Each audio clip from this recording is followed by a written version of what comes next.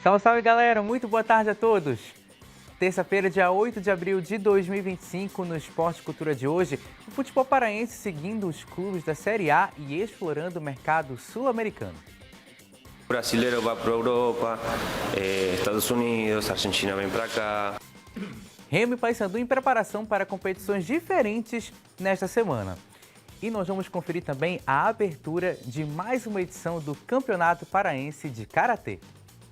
Eu acredito que vários atletas aqui que vieram competir são frutos de projetos sociais, né?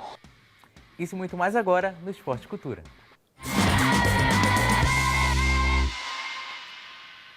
Sejam todos muito bem-vindos a mais uma edição do Esporte Cultura. Lembrando, como sempre, participe do programa conosco no nosso número de WhatsApp que está aparecendo aí na tela.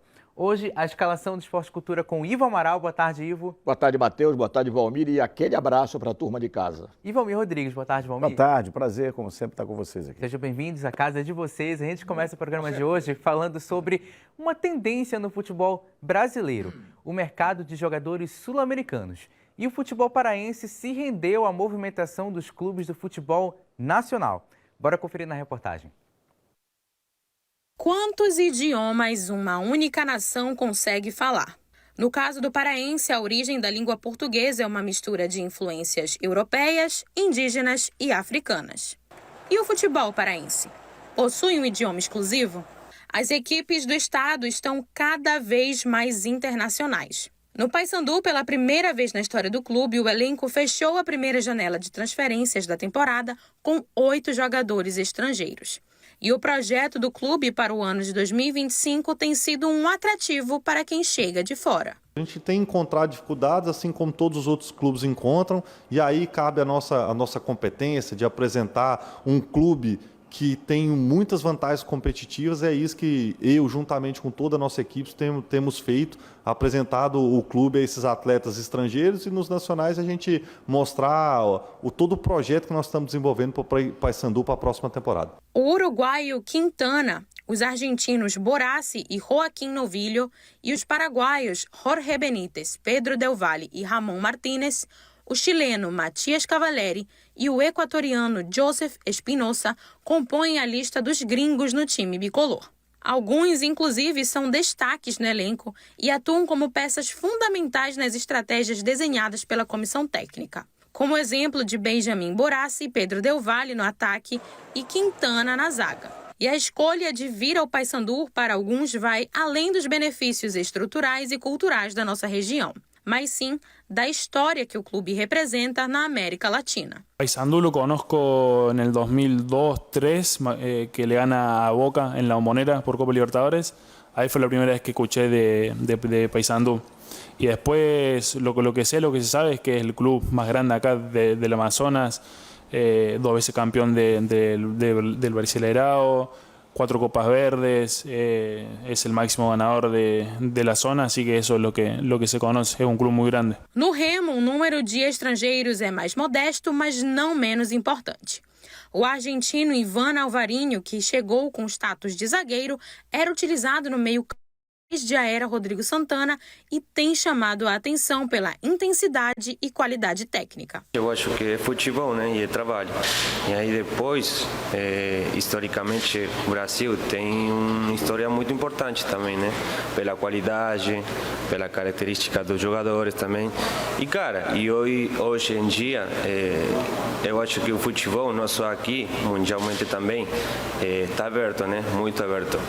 Portanto, o brasileiro vai para a Europa, Estados Unidos, Argentina vem para cá, Europa também. Eu acho que é muito superlativo também, né? Já o paraguaio Alan Rodrigues tem no currículo títulos nacionais com o Cerro Porteño e a Copa da Liga Argentina com Rosário Central em 2021, além de ser titular absoluto sob comando do Daniel Paulista. Até a tradicional Tuna Luso brasileira apostou em uma contratação internacional. O espanhol Luca Giovanella, que chegou para reforçar o meio de campo cruzmaltino, mas não rendeu o esperado e participou apenas de uma partida desde a chegada ao Souza. A presença de estrangeiros no futebol paraense movimenta o mercado, traz novas culturas e eleva o nível técnico dos times que seguem em busca de um futebol mais competitivo e com projeção nacional. No entanto, fica a pergunta: como encontrar um equilíbrio entre a chegada de jogadores de fora e o desenvolvimento de nosso próprio talento. Pergunta feita que eu vou passar agora para o Certo. Ivo Amaral a respeito dessa movimentação de Remo, Paysandu, dos times de futebol paraense trazer jogadores estrangeiros. Como você avalia? E outra coisa, daria também para trazer jogadores de qualidade próxima ou até melhores do que eles aqui na nossa região também? Olha, não sei exatamente, Matheus, na nossa região, mas o Roger Aguilera, por exemplo, que é o presidente do Paysandu, o clube que mais importou estrangeiros, temos 8 jogadores na equipe, garantiu sempre que o mercado sul-americano era mais atrativo para ele, para o Paysandu, do que o próprio mercado brasileiro. Nem todos até agora mostraram serviço e conseguiram impressionar a torcida do Paysandu. O mais longevo é o Boraz e o Quintana, que são titulares, jogadores que têm mostrado excelente aproveitamento, não é? E a gente espera que outros venham a crescer. Eu ainda não vi o Novilho jogar, não é? O Espinosa ainda precisa se afirmar mais, o Matheus Cavalieri, mas é um mercado a ser explorado, sem dúvida alguma, pelo Paysandu. De qualquer maneira, Paysandu é um nome importante, porque Paysandu é uma cidade do Uruguai também, né? Sim, exatamente. Valmir Rodrigues, e essa movimentação dos clubes paraenses, por enquanto, tem dado mais resultados positivos ou não muito diferente do que havia apresentado, por exemplo, contratando jogadores apenas aqui no Brasil? Olha, na minha opinião, não só pelo mercado global, mas acho que a economia do mercado da bola pede isso, né? Eu não colocaria, por exemplo, limite de importação, seja ele sul-americano, europeu, eu não colocaria, porque não acho que não precisa, né? Eu acho, se a gente for lembrar, dos anos 80, lembra, Ivo, que os europeus colocavam 2 estrangeiros apenas por equipe, daqui a pouco foi aumentando, e hoje em dia existe o fair play financeiro, mas existe um alargamento, vamos dizer assim. Mas se você for olhar a qualidade de cada jogador, ainda que seja uruguaio, argentino, paraguai, chileno, eles estão se equivalendo aos nossos aqui. São poucos os que têm aquela grande habilidade, são diferenciais. Então, eu acho que eles são, no momento, apenas competitivos. Ainda não, na minha opinião, aqui no Pará, ainda não fazem toda essa diferença. Paysandu, que é o time com mais jogadores estrangeiros na Série B do Campeonato Brasileiro. E vamos seguir falando do Paysandu, que amanhã começa a decisão do título da Copa Verde contra o Goiás. Mais uma vez, o Papão está na final do campeonato. E o time bicolor é o atual campeão do torneio regional e vai buscar o pentacampeonato. E enfrenta a equipe goiana, que busca o segundo título, que inclusive foi conquistado em cima do Paysandu no ano de 2023. E o goleiro do Papão, Matheus Nogueira, falou sobre o adversário, que já é um velho conhecido. Vamos ouvir. É o detalhe, né? Esse momento, o detalhe conta muito, né? Como eu sempre bato em cima da concentração, entrar ligado, o time, né? De você estar jogando uma final é diferente. Ainda mais contra uma grande equipe que daqui a pouco, em outros jogos que, né, a gente poderia passar batido algum erro, com certeza numa final dessa a gente não pode dar esse vacilo, esse deslize, né? Mas a concentração, né? Concentração, entrar ligado, né? Ver entender, fazer a leitura do jogo corretamente para que a gente possa fazer uma grande partida. Aí a palavra do goleiro Matheus Nogueira, o Paysandu em mais uma final de Copa Verde. No ano passado, Ivo, o Paysandu e o Goiás se enfrentaram na Série B, 2 empates por 1-1. 1-1 aqui na Curuzu, o Goiás empata no final do 23 jogo. você está falando, né? 23. Exatamente. No ano passado, Série B do ano passado. Série B. Série B do ano passado. Houve empate por 1-1 na Curuzu, o Goiás empata nos acréscimos do segundo tempo. Isso. E empate lá em Goiânia com gols do Esdi Garcia na reta final do jogo, garantindo esse empate para a equipe bicolor. Agora eles se reencontram novamente na Série B, mas pela Copa Verde. Olha, tenho absoluta certeza, Matheus, será um jogo muito competitivo. O Goiás tem uma referência do futebol goiano, ainda que no momento esteja na segunda divisão, onde está também o Paysandu, é um adversário que merece todo o respeito. Eu vi o Matheus Nogueira aí dando uma entrevista, tomara que ele esteja numa noite excepcional, porque um dos maiores valores do Goiás há muitos anos é o goleiro Tadeu, muitas vezes ambicionado pelos futebol do sul do país, mas que se mantém no Goiás, inclusive capitão da equipe. Então acredito num jogo emocionante e que os goleiros vão ter muito trabalho para mostrar serviço amanhã. Paysandu que já chegou na final da Copa Verde de 2014, 2016, 2017, 2018, 2019, 2022, 23, 24, agora vai para a nona. 25 buscando o desempate, né? Porque foi campeão 4 vezes, vice também em 4 ocasiões. E agora contra o Goiás, ele vai procurar agora ser um adversário que talvez não tenha sido em 23, né? Porque no jogo aqui em Belém, na final da Copa Verde, ele foi derrotado. Aliás, o goleiro é hoje o goleiro do Remo, que é o Rangel. Jogava àquela altura porque o Tadeu estava machucado e ganhou também o seu jogo lá em Goiânia. Mas como disse o Ivo, o Goiás não é aquele Goiás que a gente viu em tempos atrás, mas é um Goiás ainda de respeito. É um time que ainda está tentando se reposicionar melhor no cenário, porque não quer jogar a Série B, ele acha que ele não é time de Série B, ele é time de Série A, bom para a autoestima dele, mas acho que neste momento as forças se equivalem entre Paysandu e Goiás. Paysandu e Goiás duelam amanhã às 8 horas da noite no estádio do Mangueirão, primeira partida da final da Copa Verde. E o Papão iniciou a venda dos ingressos para o jogo na Copa Verde, com valores promocionais para mulheres. O Papão espera lotar as arquibancadas do estádio do Mangueirão na decisão para o pentacampeonato da competição. E o time bicolor tem um convite especial para a Fiel. Bora conferir. Nesta quarta, tem Papão em campo. O maior campeão da Copa Verde vai lutar por mais uma taça.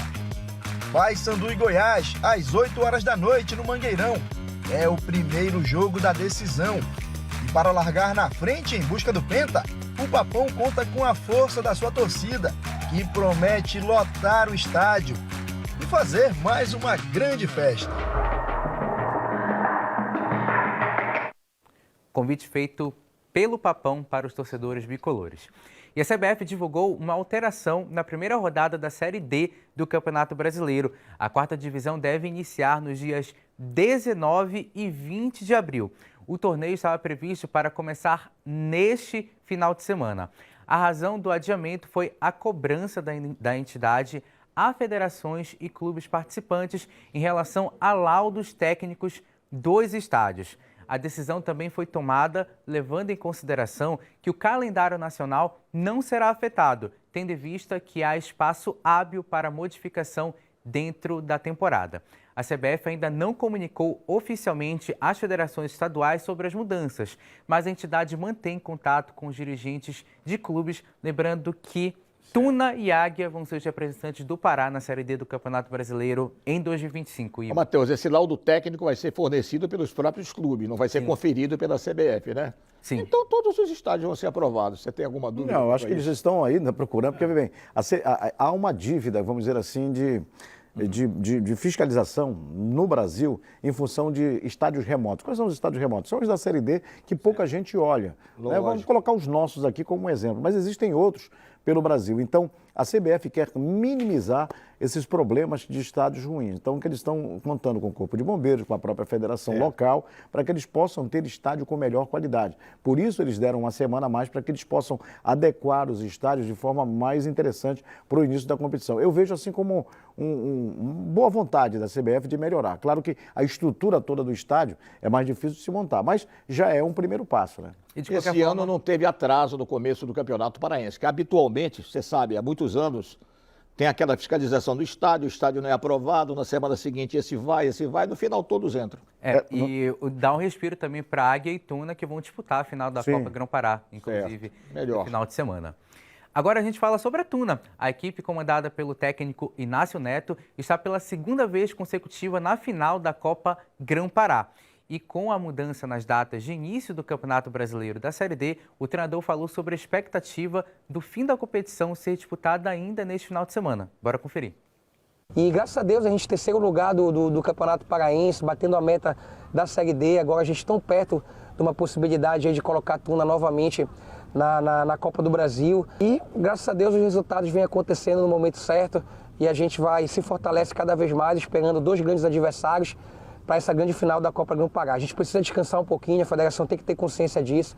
A gente pede que se não for começar a Série D no domingo, que possa jogar esse jogo, dê uma semana limpa para que a gente possa recuperar esses atletas, até mentalmente. Então, um cansaço mental muito grande de 3 jogos em 7 dias, sempre clássicos, jogos difíceis. Então eu peço encarecidamente que as diretorias, assim como a Federação Paraense de Futebol, preze e resguarde nossos atletas. Esses caras merecem muito esse nível de atenção também de quem gera o nosso futebol paraense. O treinador Inácio Neto reforçando o que a gente falou ainda há pouco, a Tuna que ainda tem esse compromisso na Copa Grão-Pará, que no ano passado foi vencido pela Tuna, mas numa final contra o São Francisco. O São Francisco que eliminou o Águia na Copa Grão-Pará no ano passado, Ivo. Olha, time por time, no momento, entre Tuna e Águia, a Tuna está em melhor fase. É um time mais regular. O Águia é interessante, a gente falou ao longo da competição, ao longo dos programas, que o Águia não era o mesmo da temporada passada, vinha muito irregular. No final de contas, o Águia chegou às finais do Campeonato Paraense e vai decidir a Copa Grão-Pará com a Tuna Luso-Brasileira. Então, o Águia está cumprindo a sua missão, mas é inegável que time por time, no momento, a Tuna está em melhor fase. Valmir, dá para dizer que nos últimos anos, Tuna e Águia são os times que despontam como terceira força. Mas, levando em consideração o que foi o Campeonato Paraense, Castanhal e Bragantino, por exemplo, jogaram melhor do que Tuna e Águia no ano? Olha, estiveram mais ou menos na mesma altura, né? Mas aí só cabem 2 para essa reta final. Sim. Aí, nesse momento.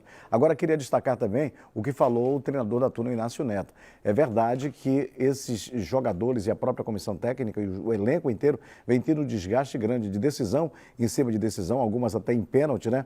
E para jogar logo de cara um campeonato nacional, é preciso que você tenha um tempo para trabalhar. E a Tuna, por causa desse adiamento, juntamente com o Águia, vão ter esse tempo necessário para se organizar fisicamente e mentalmente. Já no Águia, o segundo finalista da Copa Grão-Pará, a equipe também se prepara pensando no possível confronto deste final de semana. E o técnico Silvio Criciúma falou sobre a importância das competições para o Águia de Marabá a partir de agora. Águia e Tuna já garantiram o calendário para 2026, mas as equipes precisam do valor milionário na Copa do Brasil para planejar a próxima temporada. Bora conferir. Para essa final tão importante, essa final que pode ser definida como a final do milhão, né? Que vale tanto para as duas equipes. Eu acho que Águia e Tuna confirmam, né, uma condição de terceira e quarta forças do Campeonato Paraense, como no ano passado. Vão representar muito bem o estado na Série D. E vai ser diferencial, sim, o campeão, né, que conseguiu a vaga para a Copa do Brasil ano passado, já vai ser reforçado, né, para iniciar a Série D, que é um outro campeonato e que é o objetivo, logicamente que depois dessa final, né, é o objetivo central, é o objetivo mais importante do ano para o Águia, né, que é o acesso à Série D. Palavras do Silvio Criciúma, o Águia, que já foi campeão da Supercopa Grão-Pará, que é o campeonato que hoje abre a temporada do futebol paraense oficialmente, e ele venceu naquela ocasião Canaã no ano passado, porque o Canaã havia sido campeão da segunda divisão do Campeonato Paraense. Então agora o Águia vai buscar pela primeira vez o título da Copa Grão-Pará, embora já tenha sido campeão da Supercopa, Ivo. Olha, é bom lembrar, já que falou o Silvio Criciúma em milhão, que o Águia, durante 2 anos consecutivos, fez esplêndidas participações na Copa do Brasil. Eliminou o Curitiba, que era favorito, eliminou o América de Minas, não, eliminou 2 clubes de ponta do futebol brasileiro. Goiás. O Goiás eliminou o Goiás num ano, eliminou o Curitiba no ano seguinte, impressionando, mostrando uma equipe ainda mais poderosa do que tem hoje. Enfim, esse ano foi aquele desastre contra o Fluminense. Mas o Águia tem um nome já relativamente bem plantado na imprensa do sul do país pelos resultados que tem obtido em competições nacionais. E olha, uma outra coisa aqui, viu, Matheus, é que as vagas de Copa do Brasil são campeão paraense, vice-campeão, campeão da Copa Grão-Pará agora. E o vice-campeão da Copa Grão-Pará não tem direito a nada. É bom lembrar, porque o ano passado teve um imbróglio muito grande com o São Francisco, que se dizia que era dono da vaga, mas era só para o campeão da Copa Grão-Pará, não para o vice. O que vinha, quando o Paysandu foi campeão da Copa Verde, abriu uma 4ª vaga, e essa vaga foi para o 4º colocado no geral do Campeonato Paraense. Que é o Bragantino. Então, exatamente. Então, pode até ser que o campeão da Copa Grão-Pará tenha até, no geral, uma pontuação menor de quem ficou em 4º colocado. Mas só que o título de campeão da Copa Grão-Pará sobrepõe a pontuação. É bom a gente lembrar isso aí. E nesta sexta-feira, dia 11 de abril, vai encerrar a janela extra de transferências do futebol nacional em 2025. A dupla Repar só poderá realizar contratações a partir de junho, quando reabre o mercado para a janela do Mundial de Clubes, mas que será estendida para os clubes da Série A, B e C do Campeonato Brasileiro, e ela terá 8 dias de duração. A última janela da temporada será aberta no dia 2 de julho. A dupla Repá não economizou nas contratações para a temporada. Foram 33 jogadores anunciados, sendo 18 do Clube do Remo e 15 no Paysandu. Os contratados nessa semana já poderão ser inscritos na Série B e, no caso do Paysandu, na Copa do Brasil. Então, informação importante aí para Remo e Paysandu, que buscam ainda contratações de jogadores para a sequência da Série B do Campeonato Brasileiro. Ivo. Pois é, curioso que apesar de tantas contratações, Matheus, está se falando que os dois vão continuar investindo, vão procurando melhorar cada vez mais suas equipes, que já têm um elenco bastante numeroso. Repetindo o que tem acontecido ano após ano no futebol paraense, com resultados muitas vezes desastrosos para os investimentos feitos. Esse ano parece que a coisa está melhor, a qualidade dos elencos foi realmente bastante melhorada em relação à temporada anterior, mas mesmo assim o pessoal quer mais, não se pode criticar, já que querem o bem das suas equipes. Final de primeiro tempo aqui no Esporte Cultura. Na volta a gente fala sobre o Clube do Remo e muito mais. Não sai daí.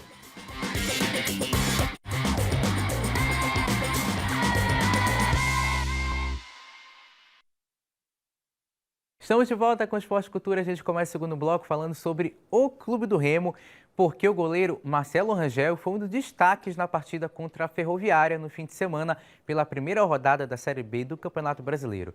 O goleiro azulino fez 5 grandes defesas na partida e ele falou sobre essa atuação dele e como a equipe vai encarar a sequência na competição. Bora ouvir. Cara, muito feliz pela atuação individual, por poder ajudar a equipe em vários momentos da partida, com defesas importantes. Assim como toda a equipe fez um grande jogo, né, tudo aquilo que foi proposto, pedido pelo professor, a gente conseguiu colocar em prática grande parte de tudo que foi pedido. O time foi muito bem, principalmente no primeiro tempo, saímos na frente, tivemos até a chance de, no segundo tempo, fazer o segundo. Mas o resultado fora de casa, esse ponto é muito importante, porque na Série B você tem que estar sempre pontuando para estar brigando lá em cima. E a gente sempre fala, fora de casa a gente vir para tentar vencer, se não der para vencer também levar o empate. E em casa vencer as partidas juntamente do nosso torcedor, né? E a gente espera cada vez mais evoluir dentro da competição, a equipe eu tenho certeza que vai evoluir muito com o passar dos jogos. É isso aí, continuar trabalhando, assim como hoje já pós-jogo a gente já está aqui trabalhando forte, focado no próximo adversário nosso, que é o América Mineiro. Então o foco agora é totalmente no América, por isso a gente já está aqui na segunda de manhã, fazendo o nosso melhor para que domingo, se Deus quiser, a gente possa conquistar a nossa primeira vitória aí dentro da competição. Olha, o Marcelo Rangel, se a gente fosse eleger o craque do jogo na partida contra a Ferroviária, seria o meu voto. O nosso, das defesas que ele fez na partida contra a Ferroviária, Ivo. Olha, diz a história que todo grande time começa com um grande goleiro. O Remo está garantido atrás. O que o Marcelo Rangel tem feito, tem surpreendido a mim particularmente. Não esperava uma atuação tão consistente dele, não é? Ele chegou, tomou o lugar que era de um ídolo do Vinícius e não dá deixando saudade nenhuma. Falou fundamental e concordo que contra a Ferroviária ele foi fundamental. Fez uma série de defesas espetaculares, só não conseguiu salvar o gol de empate. Assim como quase todo o time do Remo naquela partida, o Marcelo Rangel ficou um pouco marcado em função daquele gol do Criciúma na Copa do Brasil. De qualquer forma, tirando esse jogo, Valmir, para ti, ele é o melhor jogador do Remo no ano? É de melhor média, né? Dificilmente ele não é escolhido como destaque, né? E quem dera que o Remo tivesse, na média, jogadores igual ao Marcelo Rangel. Infelizmente ele é goleiro, né? Porque se ele fosse atacante, ele já seria artilheiro da competição. Então essa é a relação. Quem evita muito, às vezes não é tão notado. Mas nesse jogo contra a Ferroviária, igual aos outros jogos anteriores, ele foi muito importante. E o Clube do Remo agora se prepara para enfrentar o América Mineiro neste domingo às 4 horas da tarde no estádio do Mangueirão. Agora vamos falar de seleção brasileira feminina, que volta a campo hoje à noite para jogar amistoso contra os Estados Unidos. O jogo será às 11h30 da noite no estádio PayPal Park, na Califórnia. O PayPal. As seleções se enfrentaram no sábado com vitória americana por 2-0. Para esse segundo jogo, o técnico Arthur Elias pretende promover um rodízio na equipe para dar oportunidades às demais atletas. Nos treinos, Antônia foi titular na lateral direita e Lauren foi utilizada como dupla de zaga de Tarciane. Lembrando que a seleção brasileira feminina está promovendo uma série de amistosos contra as principais seleções do mundo, Valmir, o que é um movimento que vai um pouco de contramão com o que a gente critica da seleção masculina de futebol. A seleção feminina tem enfrentado seleções nesses amistosos, seleções que estão ou acima ou no mesmo nível do Brasil. Agora, podia jogar lá naquele... Califórnia brinca de pira aí com relação ao estádio, porque tem esse estádio, o PayPal, e tem o estádio Stanford Stadium, né, que é o estádio universitário, ali perto de Pasadena, inclusive estádio de Copa do Mundo. Agora, o enfrentamento do Brasil com grandes seleções, há necessidade, porque o Brasil vive um momento de retomada para que ganhe títulos expressivos. E claro que tem que enfrentar grandes equipes, com certeza.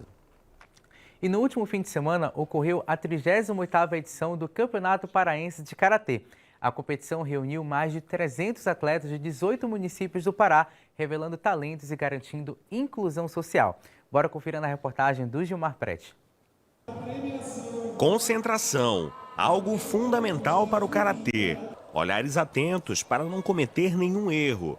O espírito de luta e disciplina tomou conta do ginásio da Escola Superior de Educação Física. Atletas vindos de várias regiões do estado, com um só objetivo: levar uma medalha para casa. Cada competição é uma sensação totalmente diferente, né?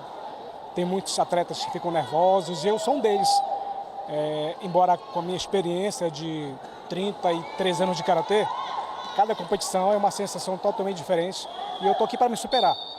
Tentar elevar o meu currículo, além do que hoje eu já conquistei. A cada ano, a Federação de Karatê do Estado do Pará, ela amplia seu número de filiados, tanto de clubes, obviamente, como consequência, o número de atletas. Então, esse ano, nessa primeira etapa do Campeonato Paraense, nós já contamos com 289 atletas, masculino e feminino.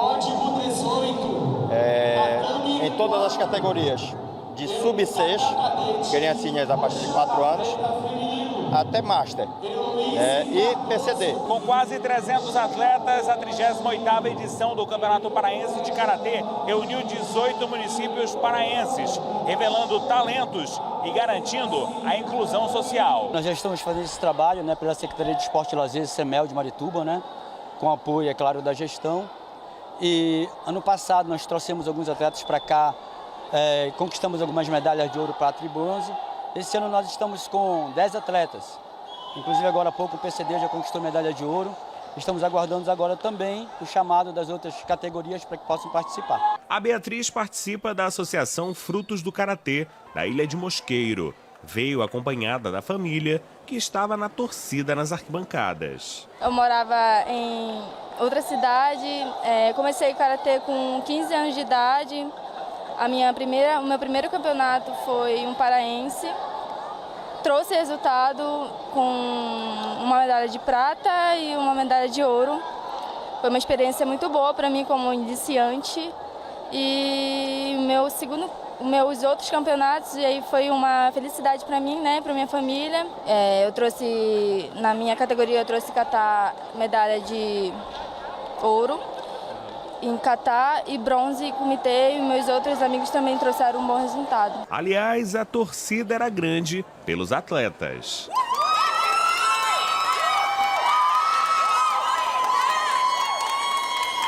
É muito importante incentivar os nossos atletas nas competições, fazer essa participação como responsável, como mãe de atleta, como amiga também dos atletas que estão aqui. É fundamental a participação dos pais nesse momento para estar incentivando, não só eles que começaram agora, que estão começando agora, mas os que já estão há bastante tempo. O esporte transforma vidas. Prova disso é o Ademilton. Ele veio de Breves e se destaca como atleta da seleção brasileira pelo 8º ano consecutivo. E está prestes a participar de uma competição internacional. É muito importante o Campeonato Paraense dentro do Karatê para o estado do Pará, por vários motivos. Acredito que vários atletas aqui que vieram competir são frutos de projetos sociais, Isso mostra a importância de como os projetos sociais eles são a porta de entrada para aquelas crianças que estão no meio da marginalidade, que querem ir para o âmbito da competição e acabam ocupando a sua mente com isso, Então é muito bom, tanto para ir nessa questão social, mas também pela questão de difundir a nossa arte, nossa arte marcial aqui no estado. Mais uma iniciativa muito legal da Federação de Karatê. A gente espera que todos tenham sucesso no decorrer das competições dessa modalidade. Ivo, muito obrigado pela participação no Esporte Cultura. Obrigado, Valmir, e a todos que nos acompanharam até agora. Você fica com o Sem Censura Pará. Tchau!